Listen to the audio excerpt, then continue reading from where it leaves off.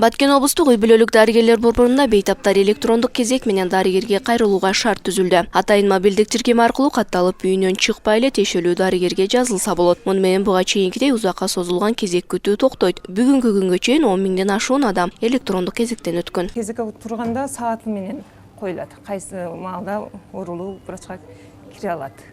Үйдө отуруп деле оорулуулар врачтан кезек алса болот. Муну Play Market'ten мета регистрацион деп скачать этип алып туруп, ошол аркылуу врачка кезекке турса болот.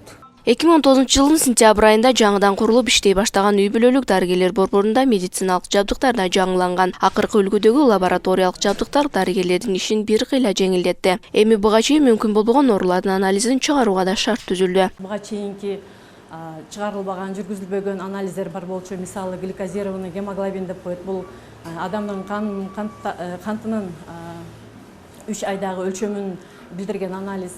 Ушул анализдер чыгып калды, эң жакшысы. Жана ошондой эле бул анализатордун келиши менен бизге көптөгөн ушул лаборанттардын иш жүргүзүүсүнүн үстүндө жеңилдиктерди бир топ алып келди. Аны менен катар эле Орусия Федерациясы тарабынан 15 миллион рубльдан ашуун баадагы мобилдик клиникада Баткен облусундагы калктын саламаттыгына кам көрүү үчүн берилди. Мындан ары алыскы айылдардагы бейтаптарга медициналык кароо жүргүзүүгө да болот. Лабораториялык кана бар бул жерде.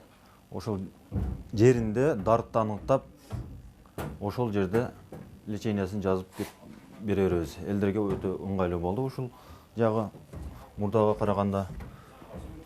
Анан бул жерде дагы УЗИ кабинети жеринде УЗИ тартып, дартын аныктап, ошол жерде лечениясын жазып беребиз. Калктын саламаттыгына кам көрүүнүн сапатын дагы да жогорулатуу үчүн облустук оорукананын имаратын жаңылоо аракеттери да көрүлүүдө. Өткөн кылымдын 80-жылдары райондук шартка ылайыкташкан оорукана азыркы талапка жооп бербей калган. Областтык ооруканага биз ошол заманбап оорукана куруу максатында иш алып барып атабыз. Бул жерден 4,5 гектар жер ажыратылып берилди. Мен ойлойм, бул 2 жыл, 3 жылдын ичинде биз жаңы заманбап оорукана куруу алдында турабыз да.